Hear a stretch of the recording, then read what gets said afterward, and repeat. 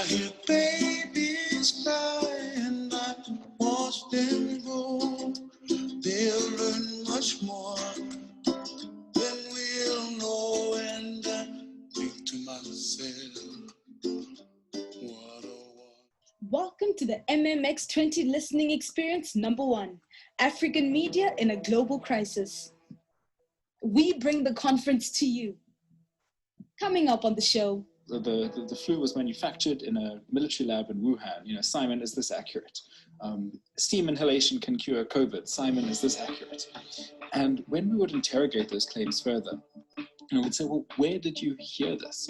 The answer was always WhatsApp. This is the article to my mother and my aunt because I'm tired of WhatsApp chain messages, you know?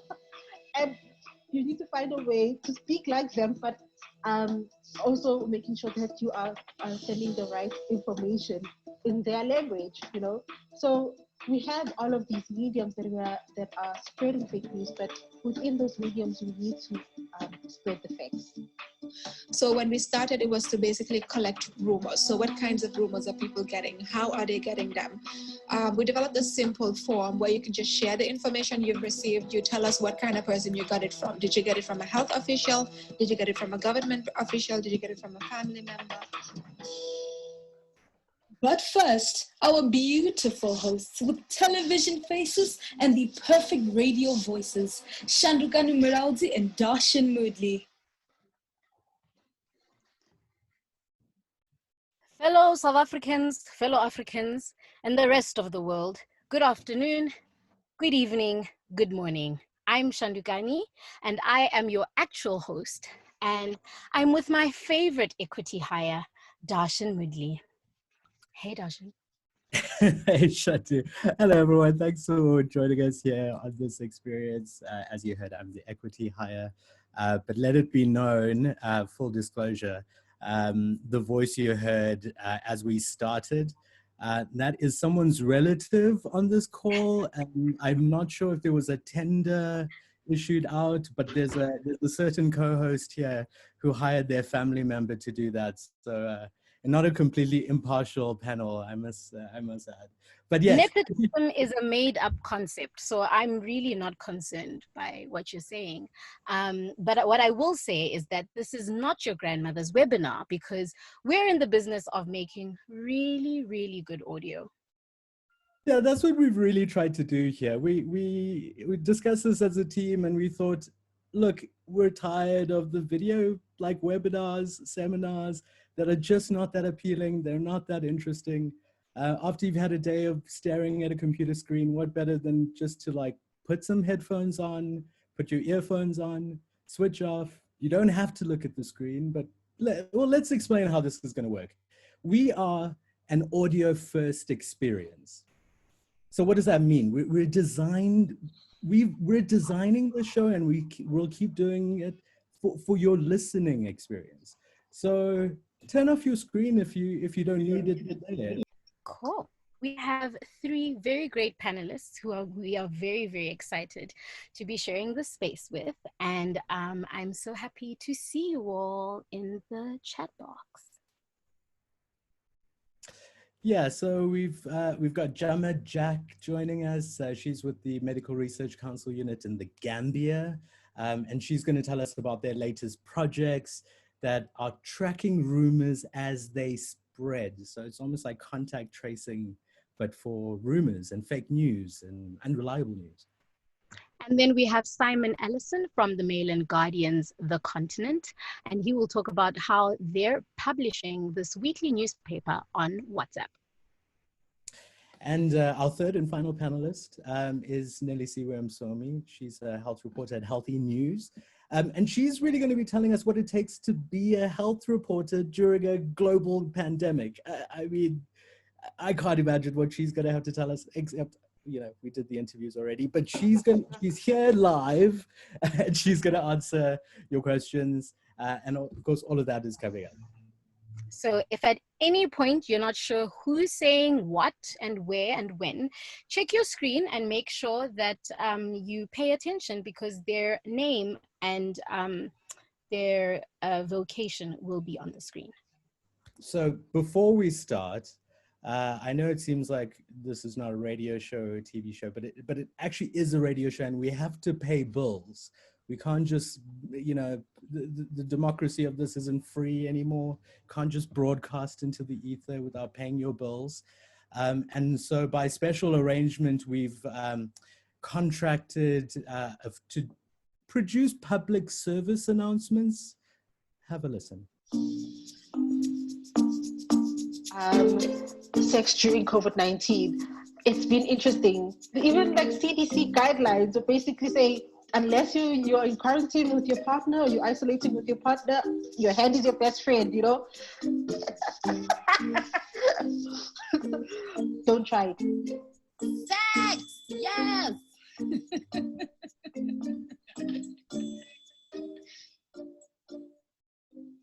Welcome back to the MMX experience. And we're just trying to save lives in whatever way we possibly can. Yeah, and we're trying to have some fun with it along the way. I mean, saving lives is really what our first panelist is trying to do. And that's not some cliche. She's literally trying to do this. Jamajag works for the Medical Research Council, MRC unit, which is in the Gambia.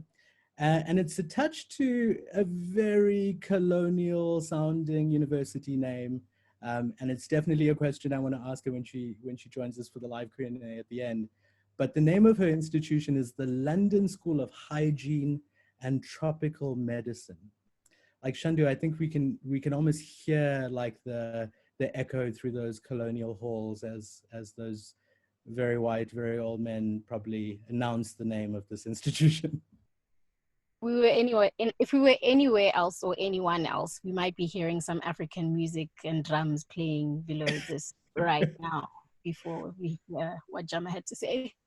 You know, I've never offered to dance at an event, but I'd be more than willing to do it at this one since you can't see me. But okay, so I didn't hear about. I don't know anything about this institution. We hadn't heard anything about it before. But it's really quite amazing what they do, and they are what is effectively at the epicenter of research into vaccines and infectious diseases in West Africa. But okay, let's not try to explain. We'll have them explain it to you, and then let's have a listen to that. This is a corporate video that the Medical Research Council unit put out back in 2016. Have a listen. The MRC unit in the Gambia has been here for the last 70 years and has contributed to defeating disease of public health importance in West Africa and also Sub-Saharan Africa. The research program is divided in 3 teams: disease control elimination, vaccines and immunity, and nutrition for the next 5 years from 2016 to 2021. We are going to focus on infectious disease of public health importance.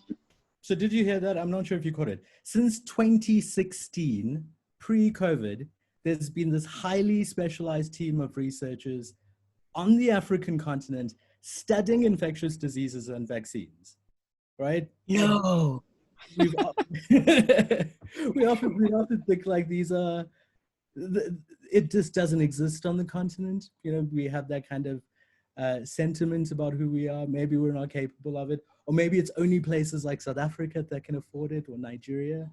This is one that's in the Gambia and is producing some of the best research out there.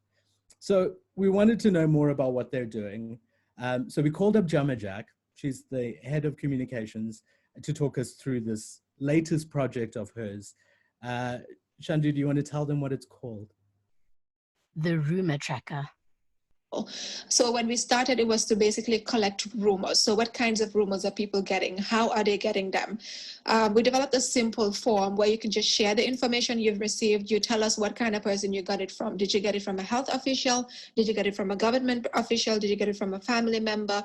Did you hear it in the media, for example? But also tell us what platforms you got it from. Was it social media? Was it radio? Was it on the newspapers, for example? So what they are trying to do is basically analyze and understand understand the transmission patterns when it comes to the information and how that is influencing the behavior of people in the community based on what they believe and what they do not believe. So it's been quite a challenge, to be honest, just getting to convince people that some of the information they're receiving is not correct information. It is not factual. But I think we've been able to, over the past few months, to share as much information as possible and be forthcoming and transparent enough for people to trust that the official platforms will always communicate with them as far as the information that's relevant for them and their communities. What types of things are you getting on this thing? Like, what's the worst kind of fake news you like, or the fake news that comes to your mind where you're just like, oh no? I think that the one for me, so at the time, I don't know if you remember when there was this whole global outrage on the French journalists that were discussing the vaccine trials and basically referred to Africa as like sort of like a dumping ground and all of that. Faire cette étude en Afrique où il n'y a pas de masque, pas de traitement, pas de... If I can be provocative, shouldn't we do the study in Africa where there are no masks, no treatments, no reanimation? Kind of what is done in some AIDS studies where they use sex workers to test and determine some things because they know that they are highly exposed and they don't protect themselves. What do you think? Oh, you're quite right. We are thinking of a parallel study in Africa using the same kind of approach with the BCG placebos. I think there is a request for a proposal. I don't know if it is out yet or not, and we will, in fact, think very seriously about this. So around that time, we got submissions from people talking about how, for example, the MRC in the Gambia is running the vaccine trial in one of the communities here, and 2 children have died from the trial. It was ridiculous because we have not even started any trials at all in the Gambia. So we found out eventually that this is actually a message that came in from Nigeria. So it's a message that was already circulating in Nigeria and found its way in Gambia, and people changed the locations, changed a bit of the details, and we're sharing that as well. So we've received information like that. A lot of the rumors we were receiving were related to vaccines and vaccine trials and the whole idea of Africa as a testing ground, and people just sharing their indignation and their outrage, you know. So a lot of the rumors we received were related to vaccines, to be honest, but also just about the number of cases, for example, you know, stating that there is a case or there's this number of cases in this area when that is not true. So we've been getting that kind of information as well. I really love this idea of a rumor tracker. What's the process? Once I've put this information into the rumor tracker, where does it go? And what do I hear next? So what happens is we made the platform anonymous, so people can submit anonymously.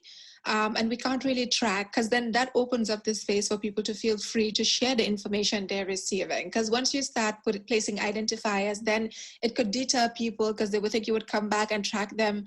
Some would think they would now be pointed to as the people spreading the information. So for us, the strategy has really been to collect the information, which is what is important. And then we have our social scientists analyze them on a daily basis. So all the submissions we're getting on a daily, they analyze, they look at. So if it's true information, so it's not just looking at the rumors, it's also looking at what's factual information that's being shared with people. And having that as evidence that the right information is also getting to the population. Where we have the rumors, it is also an analysis. And then we are looking at so many different factors. What damage can this information cause? How can it affect people's behavior? How would it affect the COVID-19 response? Would it cause problems for response teams when they go into communities, for example? And then we do a sort of triage and understand exactly what this information, what implications can arise from this information getting into people's hands, for example. And what do you think journalists could maybe be doing a little bit better?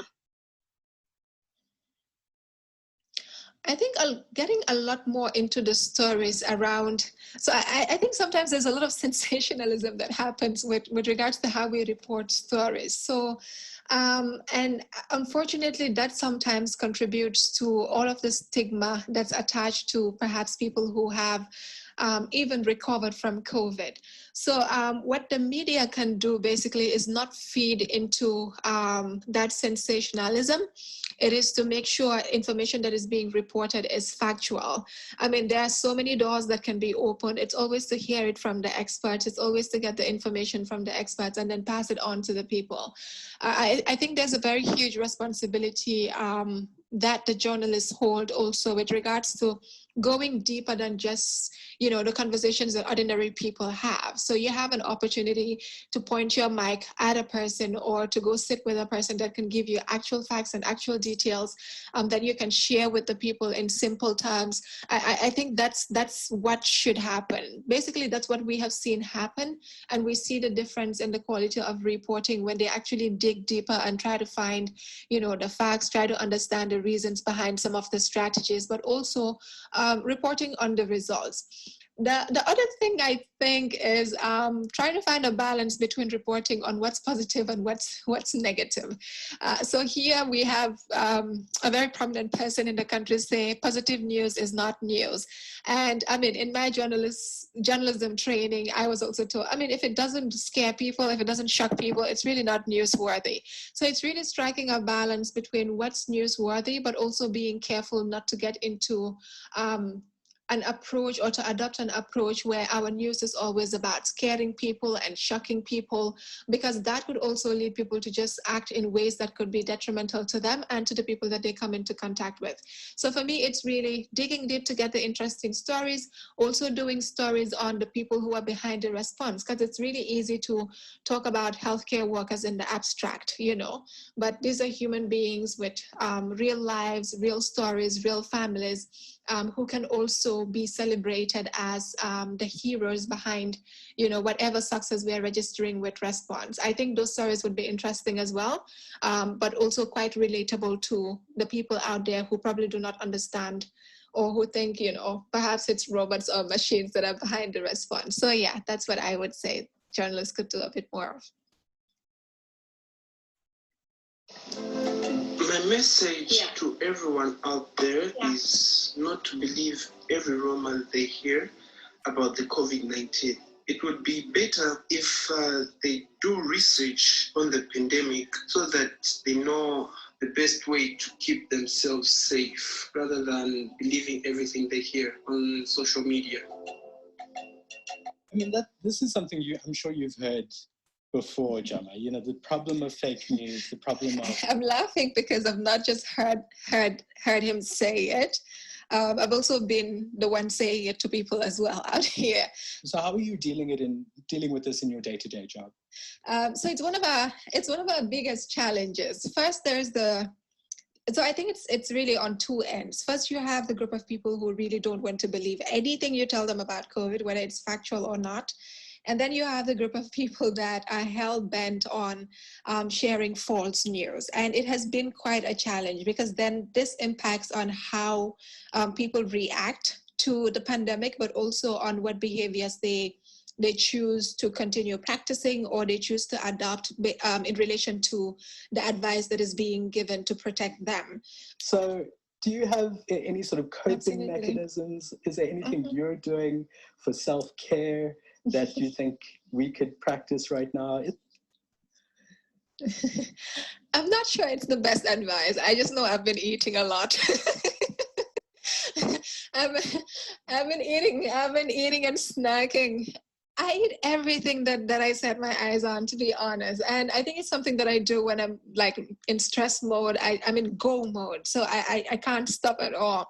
But I'm also, I think one of the things that has really kept me going, it's funny because I have an article in front of me that I'm about to publish on my blog about how I've been able to find myself in sisterhoods that have really been able to hold me and hold space for me So when it gets tough, I can just go there and just rant and let it go, let everything out. And there's people who are able to listen to me and to provide support and to provide encouragement. So for me, if anything at all, it has been about the support systems that I have around me. And this is something that I always tell people.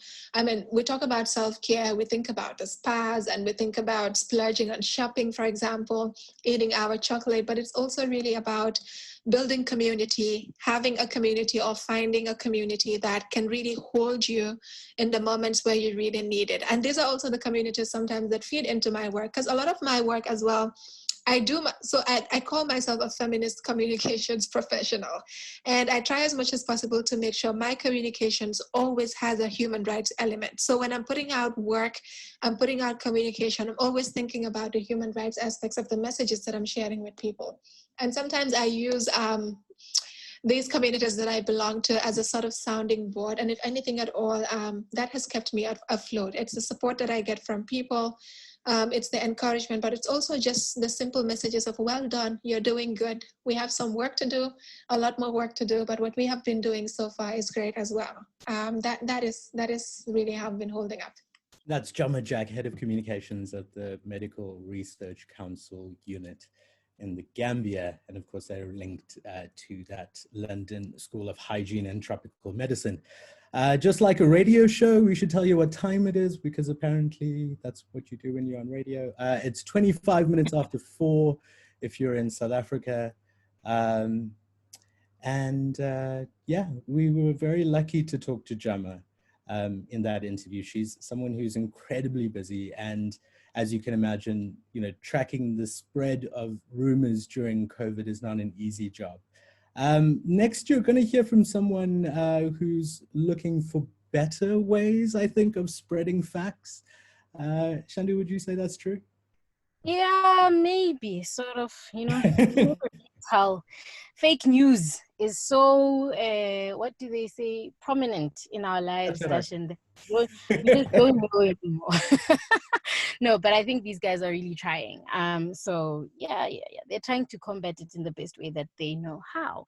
But like, before we get to them, can we talk about the fact that we have prizes to give away during the show? And it's a mix of MMX goodies and products purchased by the Children's Radio Foundation to support small businesses around the office in Cape Town. And so in order for you to win a prize, you have to send a question for one of the panelists. Write them in the chat or on Facebook or on Twitter. And please use the hashtag MMX20. Hashtag MMX20. And the reason for that is so we can actually find the things that you're saying as quickly as possible.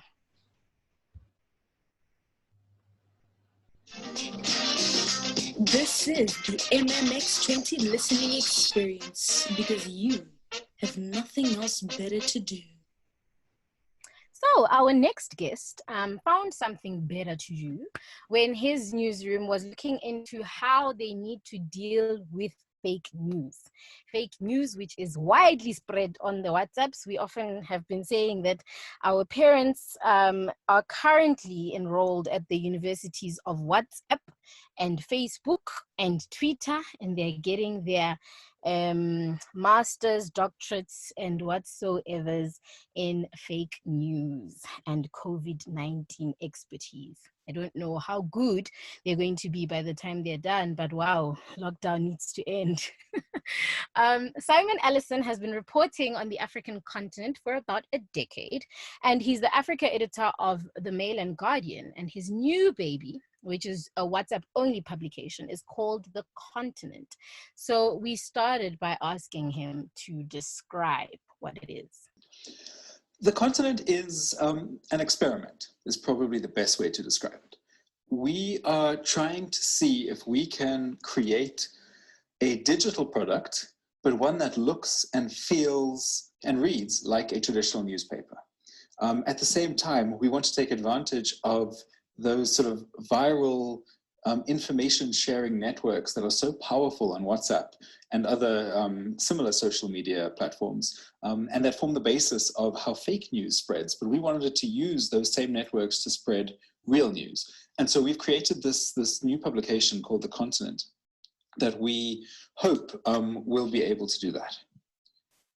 So describe what it is that makes The Continent different. Because, I mean, you know, if someone said, it's basically like PDFs shared over WhatsApp, then I'll be like, but I could share the usual Mail and Guardian via PDF. So what? Why should I care, Simon? We have designed this PDF so that it can look good on your phone. And it's small things like the font size is designed to be readable, so you don't have to zoom in and out. The columns we've used, we are only using a maximum of 2 columns because that's really all you can fit onto a standard smartphone. We playing around with how pictures work and the resolution of the pictures, etc., so that we can keep the file size down. Those are all really important factors. Another one is the text itself. So in the Mail and Guardian proper, we are used to writing stories that run to about, you know, between 900 and 1200 words on average.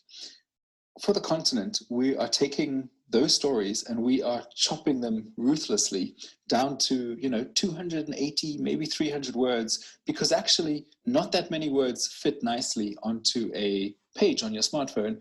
And also people, when they're engaging with content on their smartphone, tend to want smaller, bittier, you know, constantly refreshing news. It's not really the place for super long reads, we don't think. So we are trying to adapt our news to the medium as well. It's a nice reading experience, and it shows that people are engaging with the publication as a whole and not just individual stories. It definitely is made for the screen. Like, literally, you can read a full page of The Continent on your screen, and it does, like, there isn't like this weird sort of like having to scroll back up and then having to scroll back down and blah blah blah. So exactly, you know, phones are how we consume information, and this idea that we have to have, I also find traditional newspapers, the big ones, so unwieldy and impossible to read. I do have this dream one day of making a print edition of The Continent, but we're only going to make it 12 centimeters by 16 centimeters. And then you can just put it in your pocket. That probably won't happen, but it's a nice idea.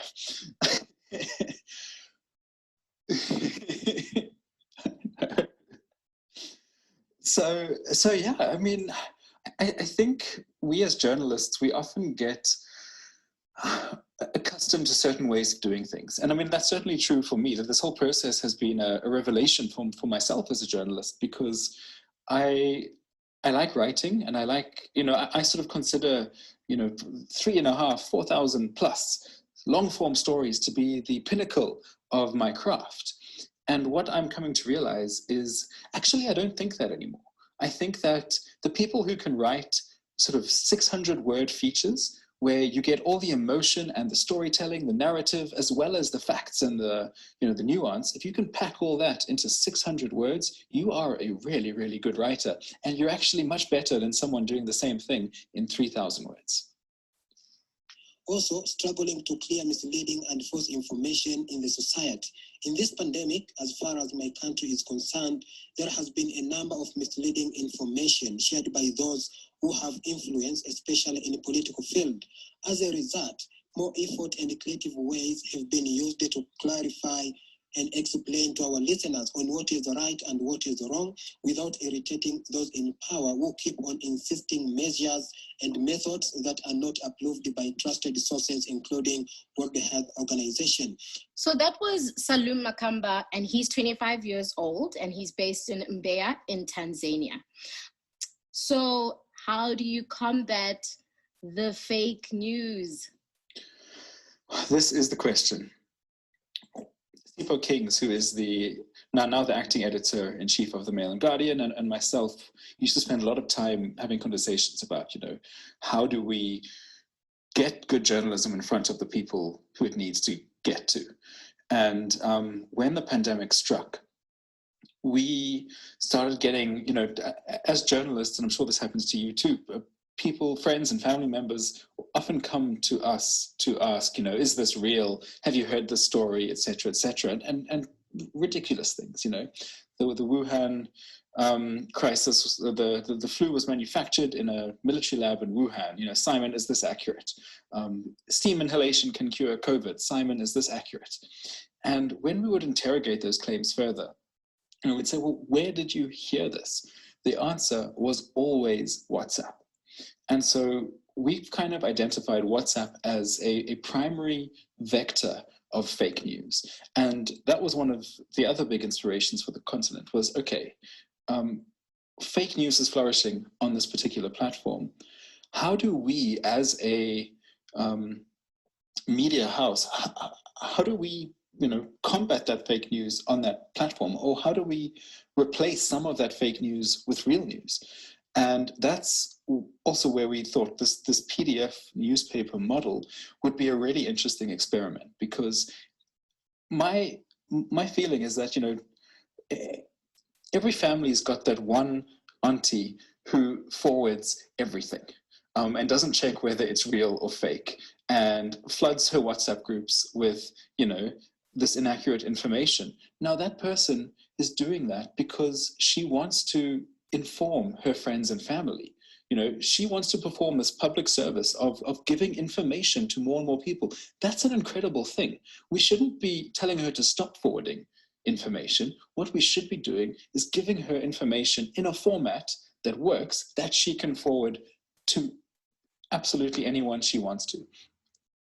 That was Simon Ellison from the Mail and Guardian, encouraging us to encourage our parents to spread fake news. I lie.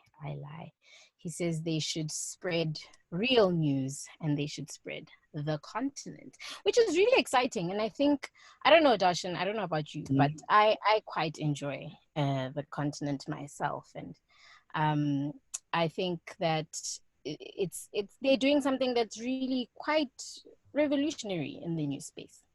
I mean, we're going to be able to chat with Simon at the end, but I'm curious, as you were during the interview, about working with journalists across the continent right now, what that experience must be like during COVID.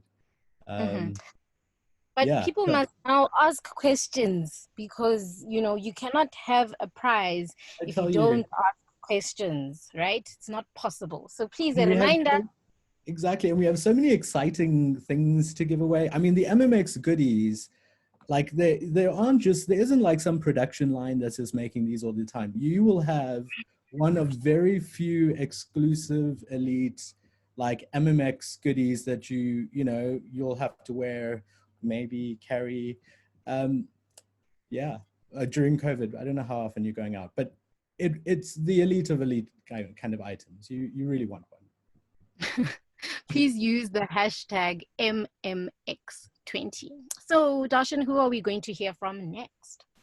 So I just wanted to say one last thing before we hear from the next person, which is you've been hearing these voices during the interviews, and those are some of the youth reporters who helped put the show together for us. We couldn't use all of their voices. Basically, we sent out a call amongst the Children's Radio Foundation network of young reporters, across 6 or 7 African countries, and asked them just to send us voice notes about what their experience is like being a young person reporting during COVID. As someone who's like more than 10 years into my career, I know that it's like, it must be hard to not be able to meet people in person, and like what that experience, how that's shaping you as a journalist, like how are you coping with those things? We couldn't use all of them. They sent us this like really interesting, bunch of notes. And we wanted to at least give you a better idea of what they're talking about. So we put together a little montage. Is that the right word for it, Chandu? Montage? Yes, it's a montage. A montage. A montage. It's French.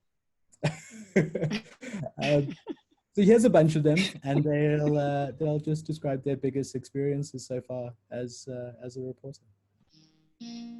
As a youth reporter, I am constantly reporting on real life issues that affect young people like myself.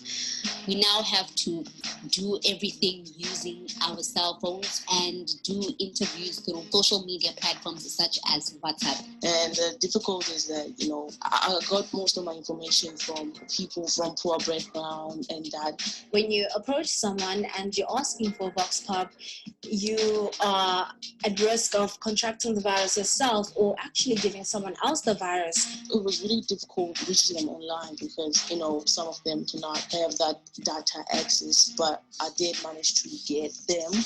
Because as reporters, we aim to make sure that we teach people, we spread updates, we make sure that we remind people about the precautions that have to be followed amidst the COVID-19 outbreak.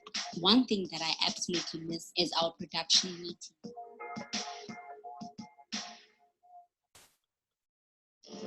This is the MMX 20 listening experience, the social distancing conference.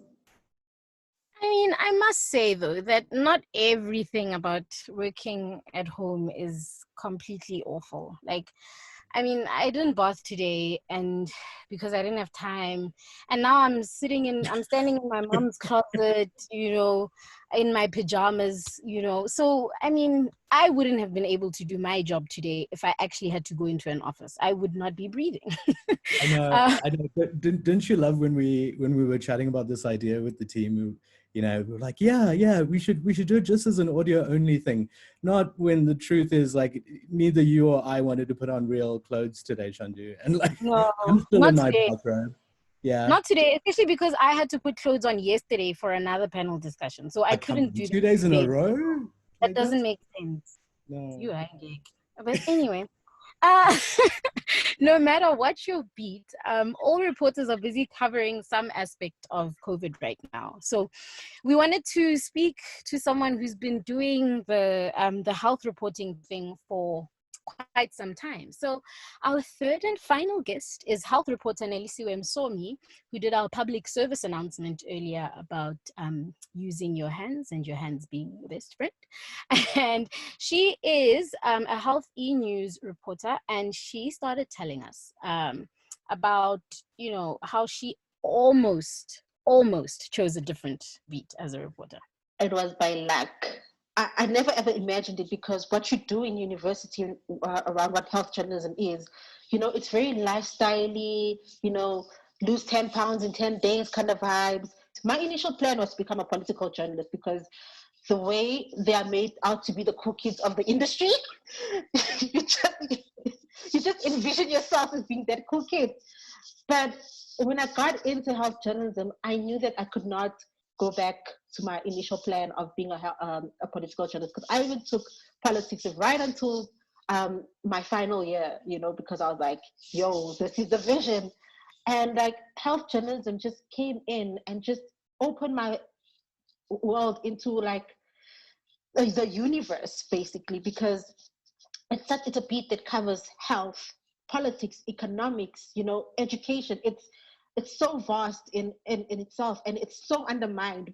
But people don't understand that you get to understand almost every other beat in the industry, and it just really opened my world to the world that we live in. So, what weird things do you know that literally no one else who isn't doing this every single day knows? Oh wow. This is the thing, we spend hours and hours reading studies that could be 80 pages or so, and then we're just in a story it'll just be one line, and you know when I look at that, sometimes I just want to cry. I'm like, all I did all that reading just for one line, and it's just, it's the background of it, because you have to do a lot of research and put in a lot of effort into our stories, and it's just, and then people don't really understand that a lot goes into that, and the fact checking of it, because it's as much as health journalism is such a great beat, but it also comes with great responsibility, because people call us thinking we're the Department of Health, and wanting us to hook them up with, doctors and stuff like that. And we take those, because I think you understand that part of health journalism is doing community work, and the community sees us as a link to government, and journalists are people who close the gap between the community or society and government. And I've seen that with health journalism, because people reach out to us and ask us for our help, and we direct them to the right people in government. So we stand at a point of privilege in that context, and I think we use our privilege to help people access the people that should be doing service delivery to them. I really love how excited you are about your job. This is probably what, in my mind, I would imagine is the most depressing time to be you. But you're still so happy to be a health journalist. And I'm just like, oh my gosh, we were right. She is great. So the clip that we're going to play now is from EWN, and it's supporters of the national protest against the tobacco sales ban during lockdown, who ended up getting dispersed in Pretoria, right outside the Union buildings. I don't think that the reasons provided by the Honourable Minister Nkosazana Dlamini-Zuma and her cronies are reasonable or sufficient or rational. I think that a ban on cigarettes can do much more harm than good.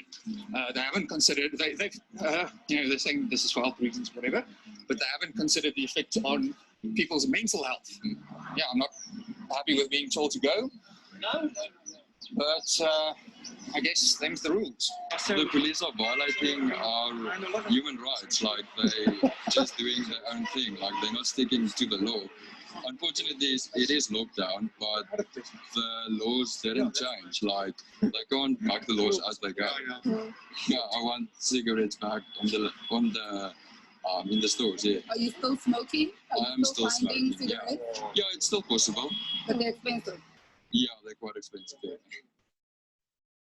People are really mad at Nkosazana and her cronies, as they put it. So what's the science, ma'am? What's the science? I mean, cigarettes have been proven that they are bad for your lungs. I mean, like it says so on its packaging itself, So I understand government's logic behind that, but I think when government allowed the sale of alcohol, it should have been allowed with the sale of cigarettes. I think like smokers have reached to a point where they are going into the black market and buying cigarettes, and they don't know what is in those cigarettes, and that in itself again could also burden our healthcare system, because now they may fall sick. And the science does say that smoking obviously will make you weaker in terms of fighting COVID-19, but I think we need to find a balance as a country. Science. Science is constantly producing new studies, as you would know if you've ever watched TV. A new study shows how sugar might fuel the growth of cancer. A new study shows late-night snacking could damage the part of your brain that creates and stores memories. A new study finds pizza is the most addictive food in America. A new study suggests hugging your dog is bad for your dog. The point is, there are now so many studies being thrown around, they can seem to contradict one another. In just the last few months, we've seen studies about coffee that claim it may reverse the effects of liver damage, help prevent colon cancer, decrease the risk of endometrial cancer, and increase the risk of miscarriage. Coffee today is like God in the Old Testament. It will either save you or kill you, depending on how much you believe in its magic powers. Your job as a journalist is to sift through the statistics and the science and tell us what's real and what's fake. How do you do that right now? Yeah, that's a tricky question, right? But COVID is quite a new thing to everybody, to the scientists, to the doctors, to the world, right? And I think we need to give them a chance to, give us what they find. But it's us understanding that COVID being new, the science also means that it needs to have like a quicker turnaround time in finding studies and so forth, because the studies normally take a longer period of time in order to study the science of whatever it is they're studying. So right now it's like a quick turnaround time. I feel like scientists are living a journalist life because now they need to like give a quick turnaround, and they have deadlines, and and they have to put all of these studies together, and that like it puts a lot of pressure on them. And also you must remember that scientists are human, so they are bound to make mistakes. But one of the key things that we do in house journalism is look at peer-reviewed studies. That means that other scientists also looked into the study and approved of it, and gave it their signature of approval. So, and we also use reliable sources like the World Health Organization. One of the things that COVID-19 has taught us that we need to give we need facts, but also we should report in such a way that it's not fear mongering, because already we are living in fear as people, because of the virus, because we know people who are living with the virus or people who have died because of the virus, and we're all living in fear. And how we report around it is important, because you need to understand that how we report about it, it also affects the mental health of your readers. So what you want to do is make sure that how you write about COVID-19 does not make people panic, but leaves them informed. But there's also deliberately fake information being put out there. I'm wondering if you can firstly talk a little bit about some of the most ludicrous ones you've heard, and what you're doing to actively challenge those things in your reporting. Fighting fake news, I think, is one of the biggest challenges that journalism is facing as a whole. The most ludicrous one, somebody took the word corona and used each letter in its position in the alphabet and gave it the numerical value of it in the alphabet, and then it spelled out to like 666. It's a 6. I wrote an article about the cures of COVID, your turmeric mixture, your ginger, and so I had to write an article like that because I was like, this is an article to my mother and my aunt, because I'm tired of WhatsApp chain messages, and you need to find a way to speak like them, but also making sure that you are sending the right information in their language, So we have all of these mediums that are spreading fake news, but within those mediums, we need to spread the facts. That's really cool. And I think we are realizing what the things are that actually matter to us. And that's really, really cool. So you mentioned reading books. Can you tell us one of the titles you're currently reading? I'm reading Dr. Clelling's book because I've been late to the party. I remember how she tweeted the other day about like sex during COVID-19, and how, she was like, well, your hand is your best friend, and even like CDC guidelines will basically say, unless you're in quarantine with your partner, or you're isolating with your partner, don't try it, We reached a time where like Tinder almost became irrelevant, so it's been interesting. That was Nelly Siwe from Health E News. Yo, Nelly Usto, how can you talk about sex on the internet like this? I guess I'll say that I am very glad that you did not go into political reporting. I mean, who wants to be the cool kid anyway? Cool kids peak early. I can't believe we've actually got to the point of asking questions already. It feels like the time really just flew by. And okay, well, I hope you've been asking really great questions. But if you haven't, here's some advice from one of our guests when it comes to asking the right questions. So when you mention interesting stories, I would say perhaps ask the interesting questions as well. I mean, I feel like she was definitely subtweeting us because we were busy asking her questions. So what was she saying exactly? Okay, so... we were both doing that interview at the time, and I was like, is that a message for us, Shandu? Or is that... Yeah. She's talking about other journalists, right? Like, not us. It's got to be other journalists. It has to be other journalists. She can't have been talking about us because, wow. Anyway, so we do have some questions. And our first one is from Mfuneko Toyana, and he says, Simon, do you think Wait, hold on. The panelists, just so you know, it's time for you to unmute yourselves when you hear your name and to participate. Mfuneko Toyana says, Simon, do you think that the continent's format has the ability to do well in rural settings? Do you have any evidence of this? Hi, everybody. That's a great question. And to be honest, we are pretty short on evidence. One of the things that is very hard to do with a WhatsApp-based publication is to measure the reach. We don't, it's not like a website where you can see how many people have clicked. And our model is that we have a core band of subscribers, and we encourage them to share it with their contacts, with their family, so that ordinary readers actually end up being our distribution network. And that's very cool and very effective, but it is very hard to measure. So we don't know how far it spreads, but I do think that it has a place in all sorts of different settings. And our next sort of goal as the continent is that we are going to experiment with translating into other African languages.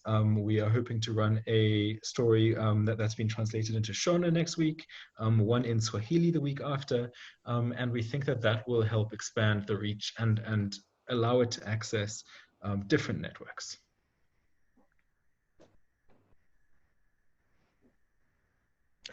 I mean, there's so many more questions coming through. Sorry, I miss my cue there, Shandu. I'm a bad co-host.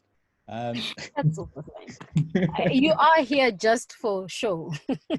So, exactly. What would a good tender hire be if they didn't do a bad job of it?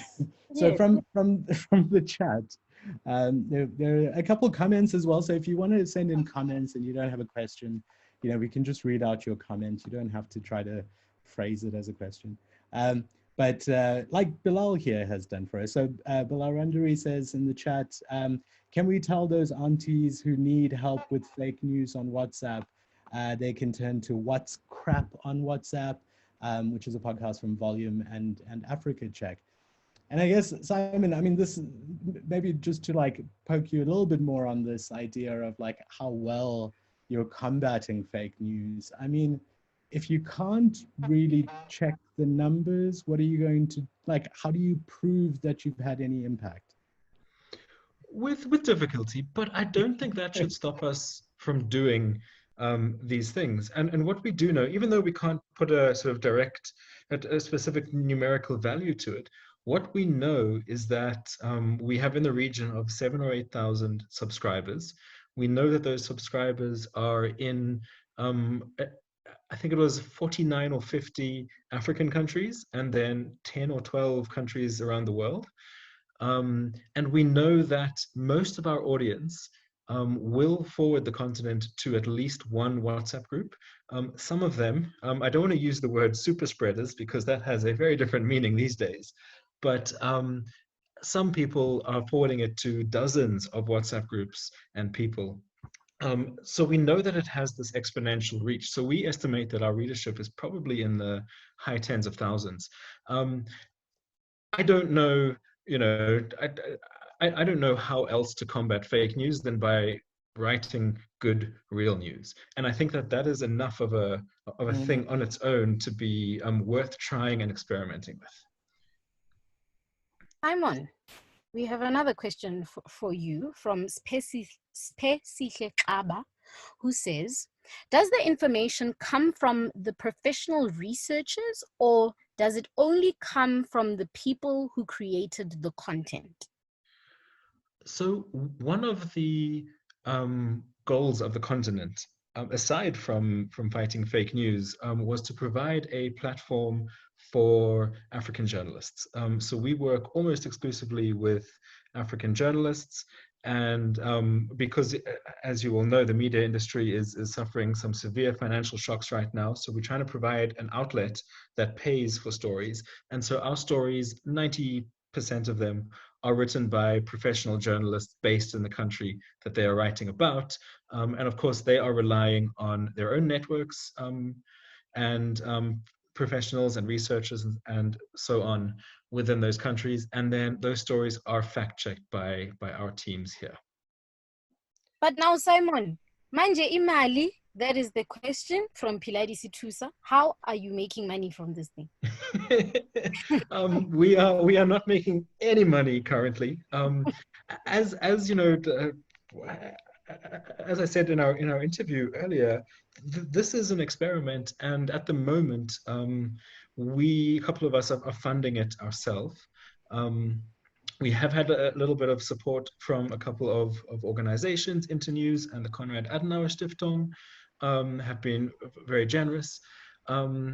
But I do think that the value proposition is quite compelling to make a business model out of this. You know, we have this audience, we have this band of really committed subscribers, and we have a pan-African reach.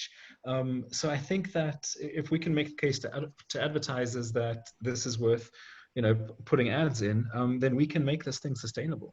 It's also not very expensive because there are no distribution costs and no printing costs. Okay, Simon. I mean, I think we're all convinced, and if we don't have memberships yet, like everyone go to the continent and subscribe. It's really interesting. I mean, I love how pretty it is. I think that's, from the aesthetic viewpoint, that's one of my favorite things about the continent. We haven't had a chance to introduce Nelisiwe Msomi. Nelisiwe, thank you for also joining us on this call. And we have a question for you. This is from Piladi Satusa saying, considering that we're in the middle of a pandemic, do you feel like enough has been done by bunny rabbit quote marks, the media, to inform people about COVID-19 from a health perspective? And I like this part. Or is it all just roast chicken and booze bans? Like, that's a good question. Is that what we're noticing? Good afternoon, everybody. Well, yeah, that's a pretty tough question, but I think we are trying our best. Hey, like Simon was saying, that our newsrooms are quite stretched. We don't have many specialized reporters, and I think what we're struggling with, even us as a health newsroom, is finding ways to let the information get to the ground or reach to populations that we do not ordinarily reach, and that would mean like finding journalists who write in other languages besides English. And I think that's been our biggest barrier, and that we are trying to break through in getting health news into other official languages, so we can feed information into a larger population. A lot of the times we're seeing that people are not adhering to the laws or the regulations around lockdown. And maybe it's not just like us not doing enough as media, but it's us not having the language barrier standing between us and getting the messages through. So I think that's our biggest barrier right now. I mean, it's also just tough, right? Like, you're a health reporter. You've been doing this for a long time. And then suddenly, people like Simon, who cover a ton of different stories around the continent, are suddenly having to report on how a health pandemic is affecting politics, is affecting economies. Like, it's a totally different lexicon. It's a totally different area of study. And something that you said during the interview, which caught me, was like, it's actually kind of the best of all parts of our beats, right? You consider being a political journalist, but I guess you do that now anyways. Yeah, I think right now our focus is on almost everything. Before, like, our focus would be on whatever the health minister says in his capacity as a politician, or the influence of politicians doing corruptions in the healthcare system, looting the healthcare system. But now our focus is bigger, because we're looking at how COVID is impacting economics, COVID at a socio-economic level, and how it's impacting schooling, and all of these other beats that would isolate them. But when it comes to health, it's always a melting pot. we've always covered issues that are currently being highlighted by COVID, you know, things like the school nutrition program, which is a big part of what we do at Health E, because we look at how we monitor our school nutrition programs and how they impact school learners, you know, because we, you know, and especially in terms of like decreasing or impacting or writing around NCDs and how they impact society and the future of the country. So these are the things that we normally would work with, but now we are working with it at like a bigger scale with more pressure to produce information around it. Cool. So Pumrani wants to know, how do we differentiate between what is fake news and what is factual information on a very like basic level? How do you tell? And either of you can answer this one. I think for us, right, first of all, we have experts that we contact as journalists, and we contact those experts, and they would normally tell us, this is what this is the latest on COVID or any other virus that we're dealing with. And second of all, like I said, like, you know, you need to use bodies like the World Health Organization. The authority of the Department of Health right now is very important. I mean, I know a lot of people are talking about like the numbers that they are giving are not exactly accurate and so forth, but I mean, that aside, like the information that they are giving around the virus, their authority is important. Just you looking at viable, you know, news outlets like Health, you know, we even have Baby CISA and so forth, these specialized newsrooms who deal with health, and looking at their websites, contacting one of their journalists, maybe you can even DM any one of us, and to verify, I think is a way you can go, a route that you can go to. But if you want to also, as a journalist, I think we have institutions like the NICD, universities also have professors and doctors in their faculties who deal with the virus and they deal with information. So I think there is a broad resources in terms of how we can fact check, because we have all of these experts, and when it comes to South Africa, I think we are even more lucky because we have the best scientists in the continent. So, and accessing them is not really difficult. So I think we just need to mention, unfortunately, Jama Jack wasn't able to join us. So if any of your questions were meant for her specifically, for some reason we haven't been able to connect with her during the call. And believe me, we've been trying to reach her during the whole event. Unfortunately, she couldn't jump on this call with us. But if you do have questions and you would like to get in touch with her, personally, I think she's fascinating to just speak to find out what's happening in that area of the continent. We have also a lot more questions that are coming in, and it's now 7 minutes after 5. So we are thinking about maybe allowing those who want to leave. But if you had a question and you want to stay and you want to hear these answers, I mean, we've got tons more. I don't know, Shandu, what would you say? I mean, honestly, I worked so hard on the credits. We haven't even played the credits yet. I don't know why you're telling people they can leave. No. No, I think you're right. I think maybe we do another like 5 minutes and then we have to go. Okay, yeah, let's do it. Let's do another 5 minutes. Do you have another question, there, Shandu? Yes, let me quickly get to this question. Yes, so Manyani says, to the journalists, which both of you are, as journalists, do you have ways of keeping social media giants accountable? I think this is like, people who are pretty popular on these different platforms. How do you keep them accountable? Can you?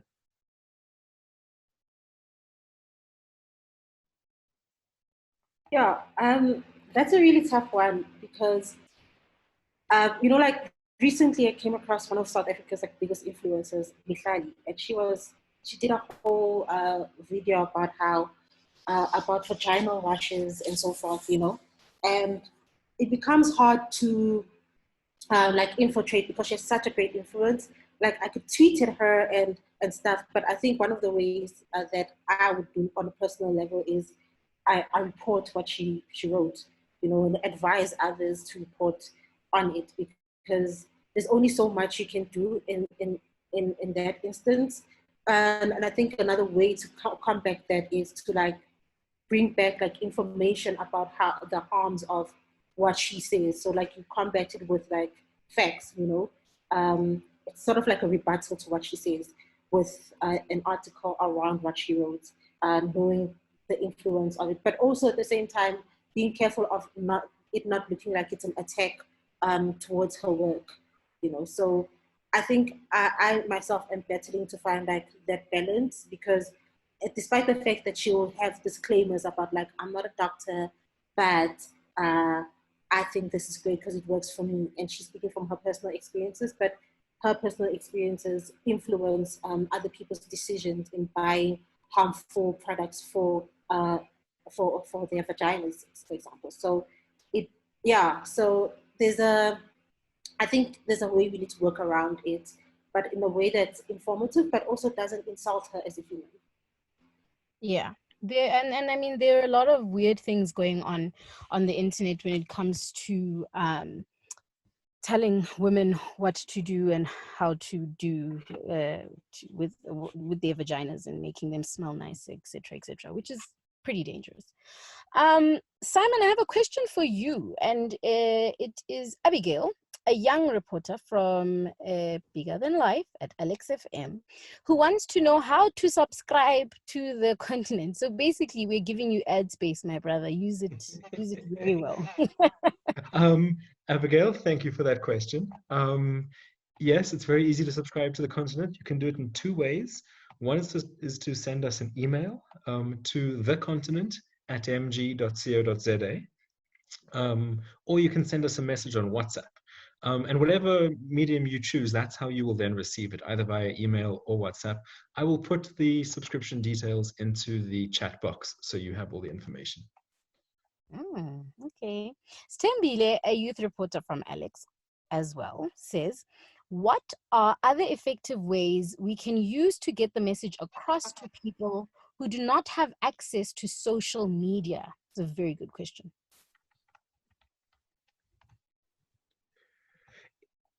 That's a great question. And I think that is, one of the great challenges, but also an opportunity. And I think actually, Darshan and Shandu, I'd like to hear your take on this, because radio is probably the most effective way of getting information to people who don't have access to social media.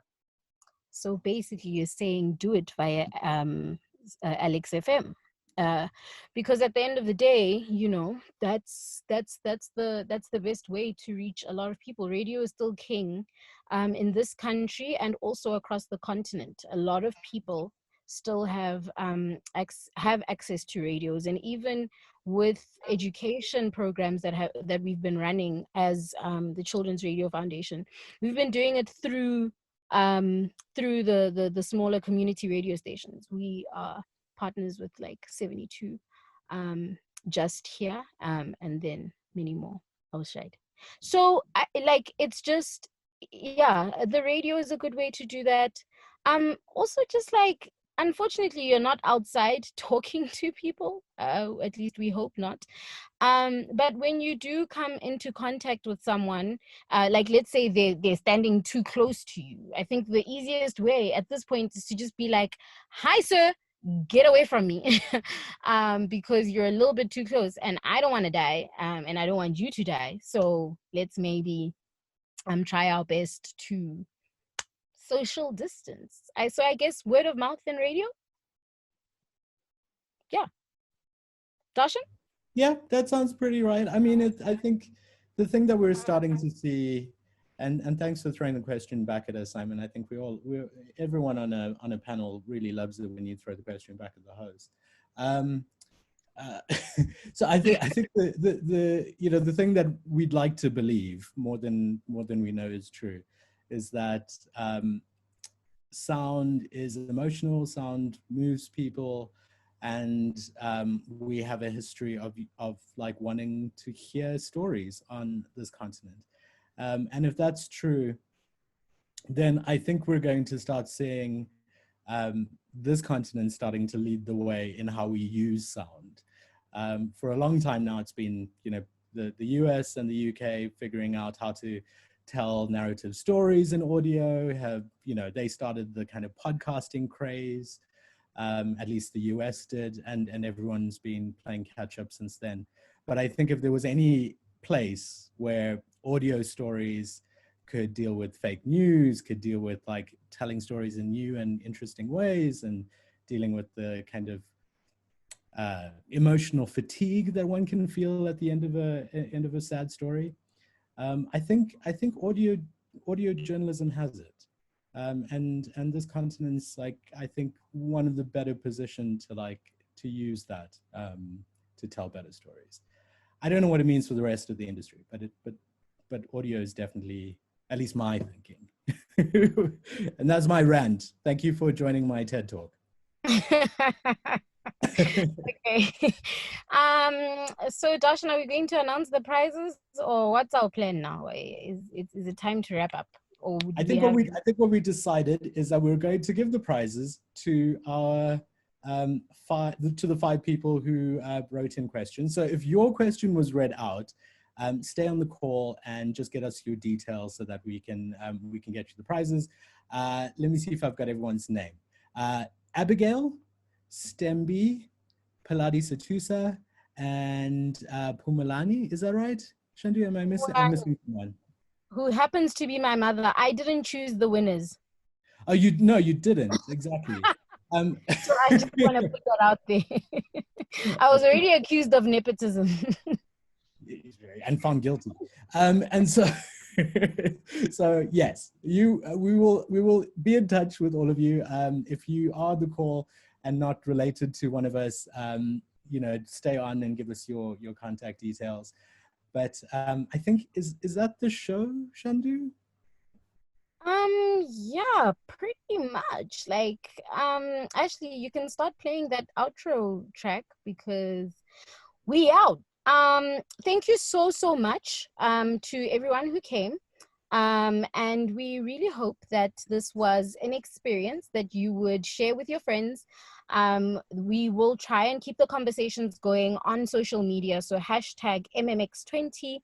And yeah, guys, we hope this has been fun for you as it was for us. And please, please, please, I beg, do not leave before you hear the credits. That's rude. Yeah. And we also worked really, really hard on them. Any parting words, Darshan? We out.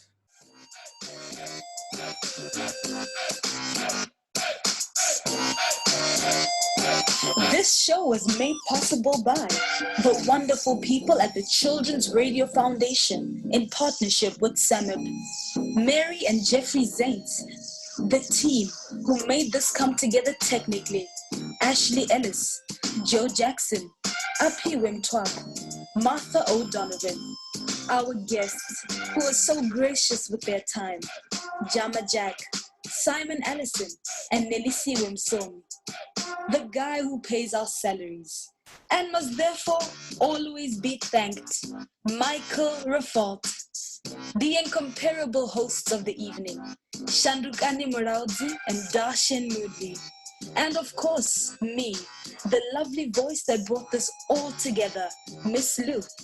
P.S. I'm available for gigs for those who want to hire me. And of course, you, the listener, you took time out of your very busy, isolated schedule to be here. We appreciate you overcoming that Zoom fatigue just for us. Thank you and good night.